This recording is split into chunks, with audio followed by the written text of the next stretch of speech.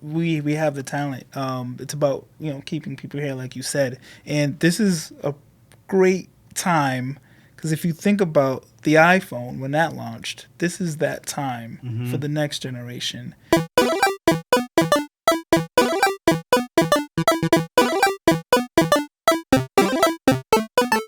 Hey there, folks. I'm your host, Chris Parisi, and this is the AI Wave, the only podcast that combines the world of AI with business with a little touch of Rhode Island being the leader in this AI revolution. And today we're chatting with Toye, who is from VR Lounge, the Bubbler, as well as a startup called the Muse Mirror. Really interesting stuff. We just caught him right after the Apple's announcement of VR. He had some great things to talk about and how he's using AI in his businesses. Brilliant stuff. He's a brilliant individual, and it was a joy talking with him. You're going to enjoy this episode. Stay tuned.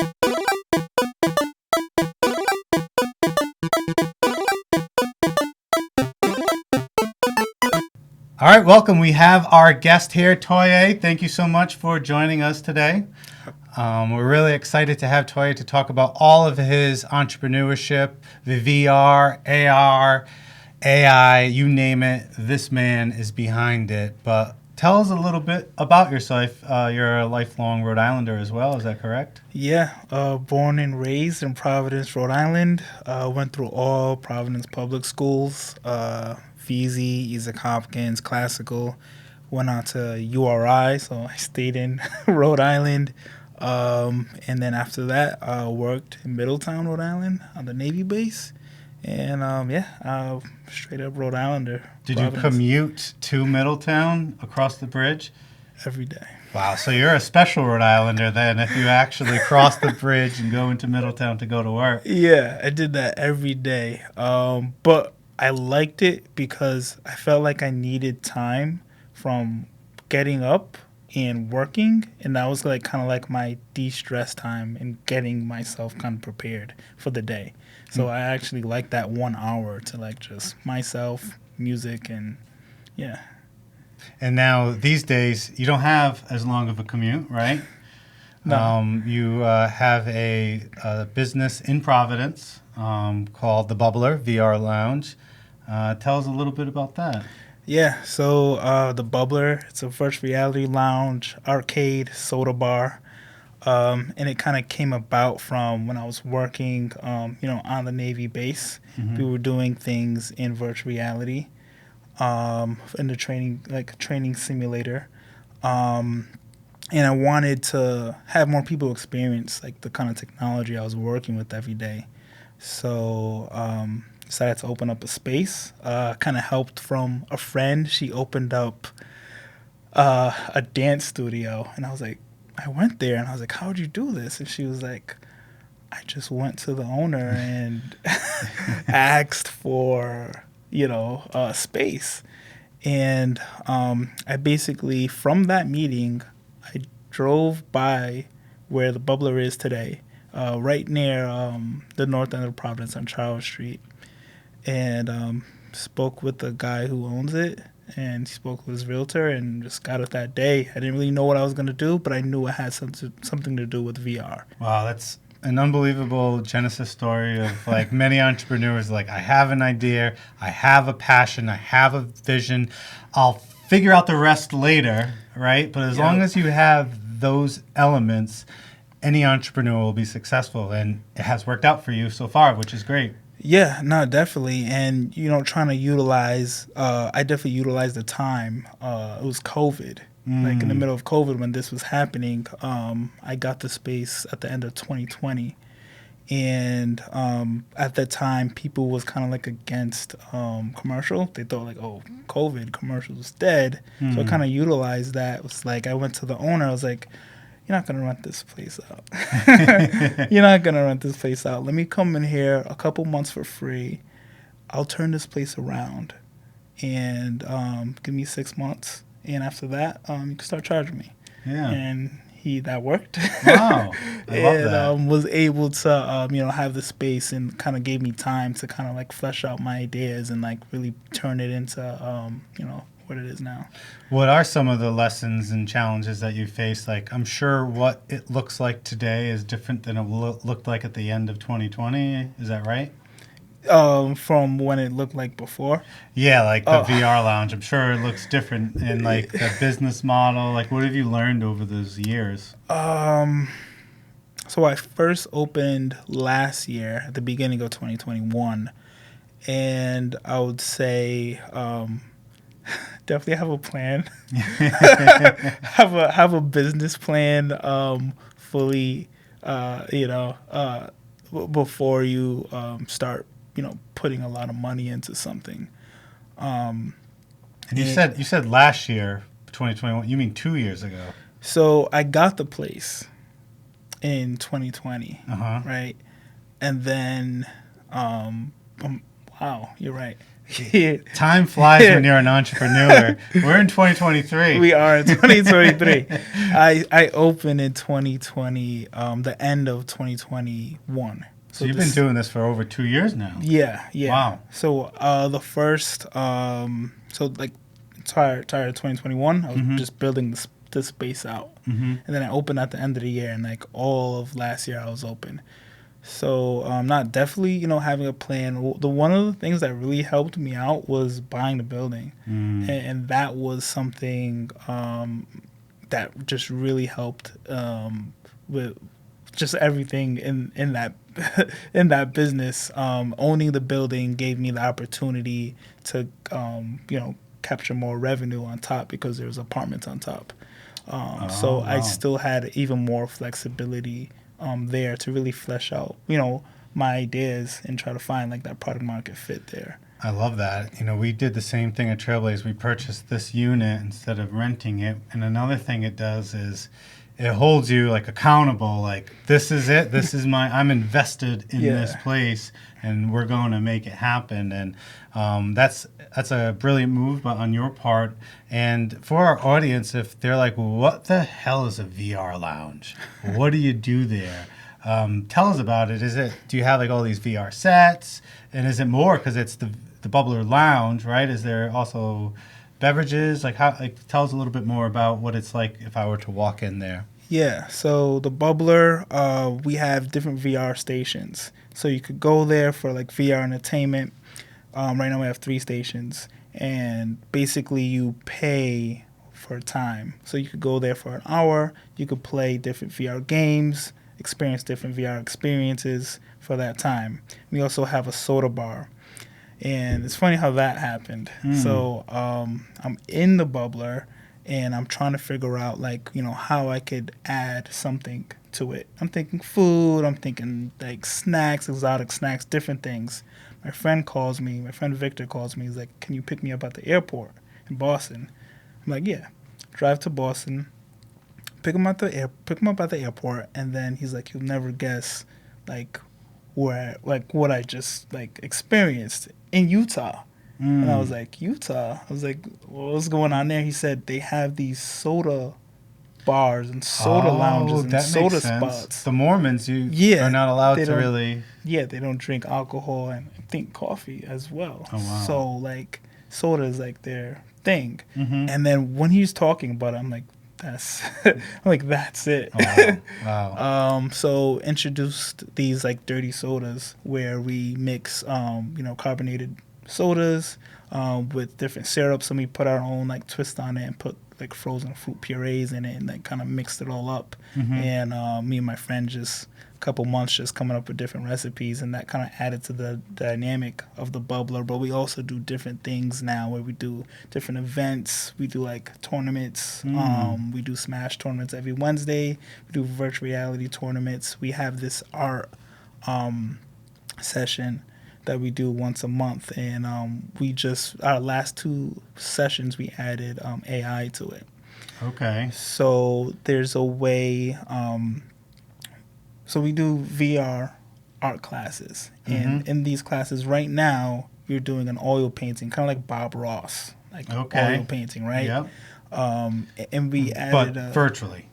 In the VR, in the VR world. Yeah, you are in the VR world at the Bubbler.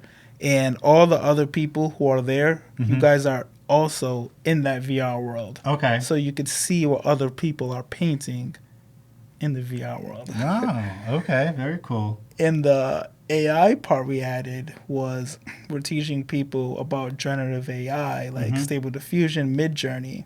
So before we go into the VR, we're creating these generative images and showing them how to do that, how to prompt it right. And then we're importing those images into the virtual reality, and then they're actually painting those images. So it's kind of like a step process, learning about generative AI, learning how to prompt, generating those images, importing those into the virtual reality app where they all are, and painting that image on a canvas. And the fidelity is really good. Like when you're touching the canvas, it really does feel like, you are painting. Wow. Wow. So we're talking about incorporating AI and VR and making it fun, right? Being creative about it. Which is when people think of AI, they may have a little bit of nervousness or complexity to it, but AI is accessible to everyone, and there's a lot of fun and creative applications to be used with AI, as evident in what you just gave as an example in the VR side of things. But speaking about AI, this is the AI wave. We do want to talk about something else we heard about you. You have another entrepreneurship business going on, and I saw that the idea was a kind of an idea that came with your girlfriend and her making a request, and then your developer programmer brain was like, I think I can engineer a solution. Is that right? Tell us a little bit more about that. Yeah, it started as a gift to her. We usually make something for each other.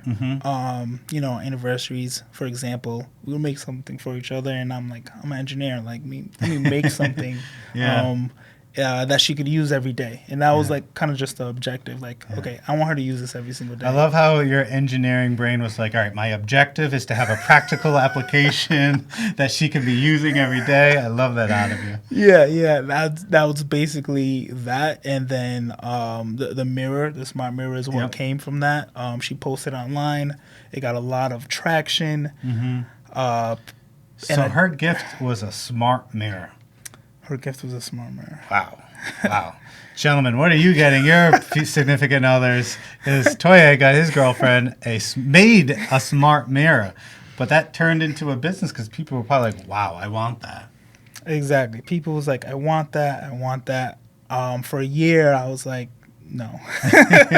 Good luck. Yeah, you got enough on your plate. Yeah. And I still was getting those requests. After a year. So that's when I was like, hey, maybe there's something here that I could, try to build, not only for her, but for more people. And that's kind of like how that journey started. And what does that look like now? Is it a smart mirror that is more for like the beauty industry? Like how was the prototype currently being applied? Yeah, it's basically for beauty, for makeup, for skincare. Currently right now, we're looking to go into fashion and fragrance in the future, but we really want to help people get recommended products and services in that space that is personalized to them, because usually right now you may go to a store and you might get a product and it might be recommended to you from a professional there, and they're like, okay, do you have dry skin? Yeah, I have dry skin.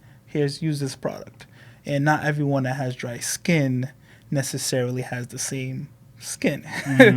So what we want to do is really personalize from, that kind of category to the individual, and recommend them product, services, content based on that. That sounds amazing. Like how would that work? I'm assuming there's some AI programmed in the back end of that, but I'm assuming there's some type of sensors that's reading the data points on your skin and what your face structures look like, and how does that output work in the sense? I know you don't want to give up the secrets here, but like in simple terms, it's at an individual level and it's recommending based on what factors, whether you have dry skin or not. Like what are the factors involved? Yeah, it's recommended on skin type, age, skin tone, undertone, and then various other like skin metrics. Okay. So all of those things, and combined, there's aggregated data with that, and it could spit out specific information. Now that's one data point, right? Now the goal is to use that product, over X amount of days that gets recommended, or service that gets recommended, and to see, are you improving or not? And that's the real sauce, the cycle, and actually seeing, is this product, actually working for me? And for businesses, it's a good way to test like the efficacy of like that product. Is my product working? Right. Is it not working? Who is it working for? I used to think it's working for, women between 25 to 30. Now, can we help you to understand this is working for people who have this level of amount of pores, this level of amount of wrinkles, Wow. and trying to get on that level of personalization for businesses, right? But then also for the individual. Wow, so it's a win-win-win. I mean, at the individual level, they're going to be able to understand what products would be best for their personal situation. And I never heard the term skin metrics before, but they're going to get that data, the businesses, to, like you said, it's almost like having a trial where you are going to see what product works for what demographic or what type of skin type, skin tone. And that's really valuable data that's also probably training your algorithm too. Yeah. I assume, right? At the same time, you're training your algorithm, your model that can tell, all right, let's start recommending this product more for this factor and that product less for what we thought was going to be the right solution. No, yeah, 100%. And it's like you said, it's training. It's like a never-ending feedback loop. Continuing to learn that individual, not necessarily the category, but that individual. And there's a lot of things in this space, especially just the computer vision space in general, especially in terms of different skin tones, because sometimes people and products are trained on specific skin tones where it could leave a whole nother category of skin tones out. And right now there's this new scale. It's called the Monk scale by Dr. Monk. He's a professor at Harvard. Okay. And he created this new scale. It's relatively new, just a couple of years, and it has 10 different metrics on this scale, where what people usually use right now, and like dermatologists, they use the Fitzpatrick scale, and they have 6 scales of like a range of skin tones. So this one is 10. It's called the Monk scale, and that's what we're using on the back end within our AI to be able to help recommend these products and services. Wow, that's great. So it's also for a good cause that we're being more inclusive to those that may be excluded from the systemic way of doing things. Like you gave the example of the Fitzpatrick scale, yeah, or whatever. And now we're using the Monk scale. That's great. And you're using AI and all this, as you talked about. And one thing that I always love hearing is when we bring on local entrepreneurs like yourself, and you've been using AI for years. We just had Dr. Prashant Pal. He's been using AI for over a decade, right? And where it's already here in this ocean state. And that's why I believe, we just had a press release that's going out, and by the time this is published, it's already will be out, about saying, why not have Rhode Island be the leader in the AI revolution, right? We were the leader in the American Industrial Revolution. Why not the AI revolution, right? Yeah. And that's what I'm, really talking about, whether we're talking to state officials or fellow entrepreneurs, is let's make Rhode Island that hub for AI, right? We have the talent in our universities. We're small enough to be adapt and quick on our feet. And we already have a lot of the infrastructure, whether it's the startup community, like shout out to Annette at RI Hub, or whether it's entrepreneurs like yourself that are already here building AI tools. I just had a call with someone else that earlier today, they've been using AI for several years and building all of these unbelievable tools right here in Rhode Island. So I think it's the perfect time to take advantage of this, be proactive, and have more folks like Toye, who was through the whole Providence Public Schools. We have the talent here. Let's make sure we train them, give them the investment that they need, and make Rhode Island the hub for our AI revolution. What do you think about that? God, I think that's amazing. That would be amazing, and I think it's possible. Exactly. We have a lot of things that are attractive about Rhode Island. We're on the coast. We have beaches. We're attractive that way, just like the West Coast has, the same. And I think it's a collective. It's like you said, like the entrepreneurs. It is the investors. It's bringing money and investment in here. It's government. The state, the cities, looking at AI and trying to build like the current infrastructure. From transportation, around these type of technologies like AI and generative AI and just AR and VR, all of these technologies, like looking at this first in a collaborative effort, and that I think that's how it happens. And you mentioned like the American Revolution, and the Carnegies, the Rockefellers, they worked with the government at times to make things happen, and I think that's going to help push that agenda forward. And what I'm calling on the state leaders for is to create an AI task force. This AI task force should be inclusive of all industries, all types of folks that are invested in this, will be impacted this. I'm talking about education, higher ed, and also at the state level. I'm talking about these industries, defense companies that are here right in Rhode Island, Middletown. You talked about that yourself, and entrepreneurs like yourself, and also the VC side and the investor side.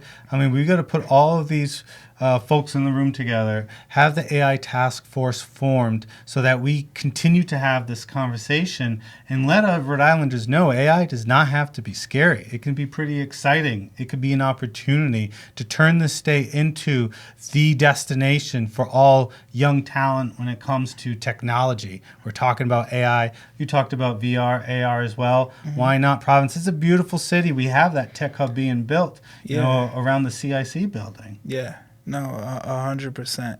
And there's a bunch of different initiatives that are here right now, like Winter Circle, Juan at Winter Circle, doing VR and AR, with education. Tell us a little bit about that, because you're on the board for that, right? Yeah.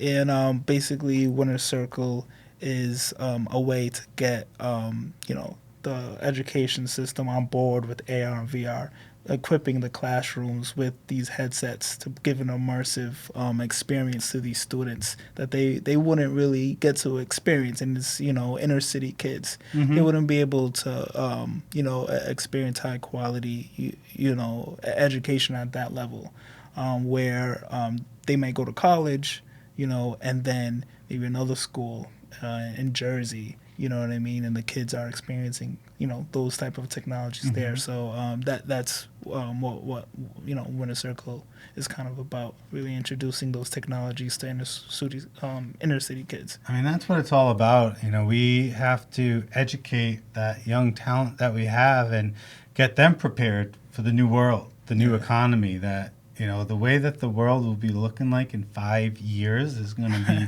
vastly different than what it looks like today, because of our exponential growth. And also, I know you're probably chomping at the bits to talk about this, but we're recording this the day after Apple just released their newest, latest, and greatest mind-blowing technology for their VR, AR solution, their immersive solution, spatial computing. I mean, the floor is yours, Toye. Tell us a little bit about what your thoughts are. It's amazing. It's like everything kind of just imagined it to be. It has like the sensor suite in it to really just nail that immersion. It has the see-through, pass-through. It has the great thing is that you could see the person's eyes, Right. and it's not really their eyes. It's just a generative like makeup of it. Oh, And I that's have not their real. it's Because it's not their real eyes because so it's just an output that is just emulating what their eyes are looking and where it's looking. exactly. And they didn't mention it, but from my understanding, I believe they're using the GAN, and that's like a generative adversary network. And they use it. I seen them use it twice in that their explanation. They used it once for the front eyes, and they use it again for when they're talking about FaceTime. So when they're doing FaceTime and they have the headset on, people who are in that FaceTime are not looking at them, but they're looking at a generative image of themselves. So when they're moving around, they're looking at that generative image that looks pretty lifelike. And I believe they're using a GAN for that too. A GAN filter for that, and it's basically just a way to kind of just regenerate yourself. Wow. But in all, I think one of the most amazing things about it is just the human interface, where you could use your hands and gestures to move it along. Also, your eyes to be able to control what you're like about to click. You know? Yeah, wow. I did see that. And they said that based on where your eyes are moving, they have a predictive analysis to it where it knows what you're going to click based on just almost like your thoughts. But really, it's like your eye rapid movements. Yeah. Unbelievable technology out there. Yeah, it's amazing. Like, and how does that affect a business like yours? Like, I know this is just came out yesterday, so you may not have the time to really collect your thoughts. Oh no, I've thought in terms of the bubbler. I think it's amazing where I could have these headsets and maybe in like a co-working space type of thing where like I can have these headsets. People could come in and work from the headsets and be able to do a lot of their work from it and go about their day. I'm thinking I'll be able to use it various different things. That's interesting because our content director and also our agency director, Dan Alexander, he was saying, oh my God, if I could just design websites with this on and you have like multiple screens, you're just completely immersed into it. I mean, the options are just limitless with that. So I can see that. And even it's, we have a hybrid model here at Trailblaze where 2 days you're remote. Imagine those remote days we're using the VR sets so that we can almost feel like we're more together. And we have Ezra Winters, our content director. He's fully remote. It would be nice to maybe have virtual Ezra with us from time to time. But that, I mean, the technology there is just rapidly changing, and that's why I think Rhode Island needs to be proactive about whether it's this AI revolution. Obviously, that's our focus here on the AI wave, but any type of high growth, high tech that like the AR and VR. Let's be those leaders and invest in our children, in our higher education system, in our businesses as well. Let's equip them and equip our workforce with the skill sets that they need, because that's the key thing. You can have these startups, but if you don't have the talent to fulfill the roles, then you're not going to be successful, and they're going to want to go to Silicon Valley. They're going to want to go to New York City where there's more talent out there. But we have the talent here, so we just 100%. Need to retain them, right? We have the colleges. We have Brown University, right, in Providence, right. We have URI, great engineering program. I came out of it, so I 100% know that. Right. We have the talent. It's about keeping people here, like you said, and this is a great time. Because if you think about the iPhone, when that launched, this is that time for the next generation. And you think about the amount of money that came from people making apps. Think about Instagram. Think about Facebook. Think about all these apps, right? That made billions of dollars just from the app, right? Right. Right, just the app, not even the product itself. Yeah, not even a product. And this is to your point. The apps, right? and Apple made the iPhone to make those possible. Now we have the headset. Now we need to make the apps that are going to make our lives better, the infrastructure better, and this is how we can also be that leader in AR and VR. We make the apps for the headset that's going to help the state, the world, you know what I mean? We do it here first, and people will come just like people go to, Silicon Valley, like you said. Wow. I'm getting excited. Rhode Island, did you hear that? If you think you have the next idea to build the next Instagram, let us know. Reach out to us. We'll put you in the right position to make your vision happen because we want talented folks like you to stay here in the Ocean State. There's a lot of tools out there. There are a lot of great programs for upskilling workers, for businesses. The Department of Labor and Training has some great on-the-job training programs, work immersion programs to give you the funds to hire people and test it out. We're using it ourselves. We're hiring new folks in the AI space, and they're not going to have any knowledge of it coming out of college, for instance, but we'll train them on the job, get the funding from the state, and now we're helping to retain that talent, build up our small business, and train that individual so that they can go on and maybe create the next Instagram, for instance. Yeah. So I'm really excited about this. Toye, you pumped me up even more, and I didn't think that was even possible because I'm so passionate about this. And there's hope. There's hope out there that Rhode Island can be that tech leader for AI, for VR and AR. And Toye, you're a great example of how we can just ensure our talent that's here in Rhode Island stays in Rhode Island and grows in Rhode Island, which you've done here with the Bubbler, with the Muse Mirror, and probably more entrepreneurship opportunities that you have in the pipeline. Yeah, I agree.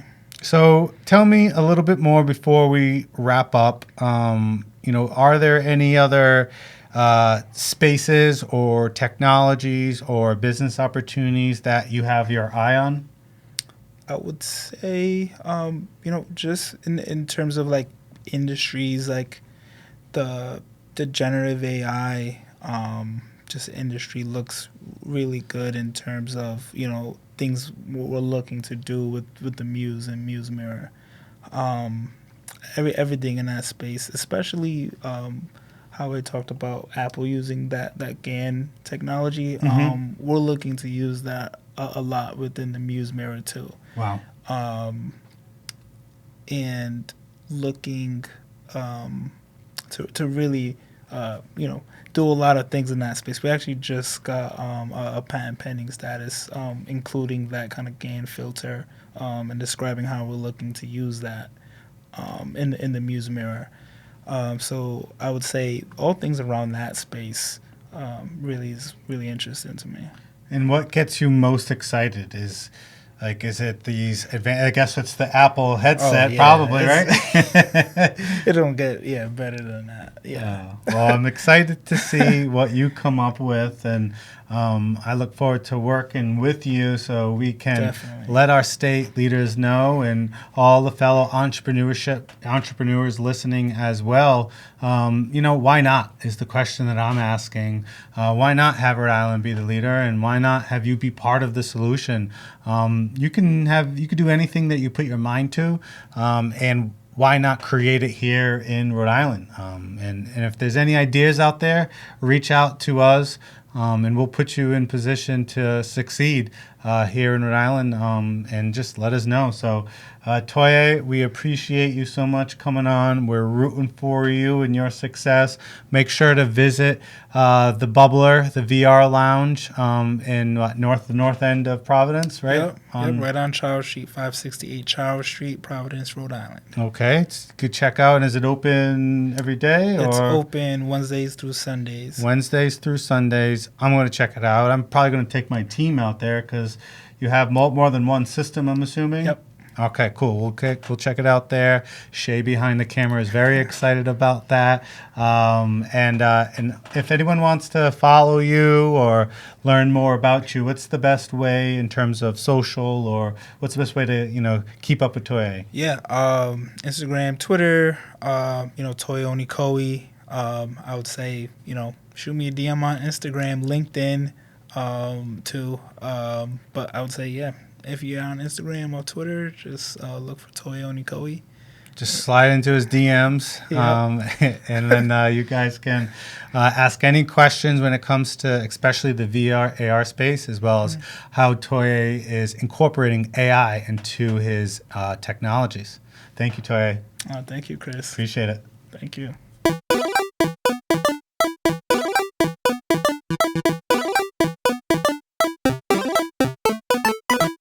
All right, there you have it. Our great interview with the one and only Toye, who gave us hope for all Rhode Islanders, as he is from Providence, grew up in the city, in the school system, and look who he is now, a leading entrepreneur and community leader here in Rhode Island. So it was a pleasure chatting with Toye. We thank you so much for his time, and I hope you learned something. Let us know. What are your thoughts? Do you think that you can develop an AI app, so to speak, like he talked about with the App Store? Or how are you going to use VR? Are you going to go visit the lounge, the bubbler?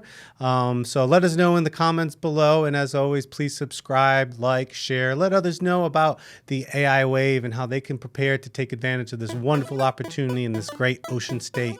So thanks for listening. And until next time, enjoy the AI wave.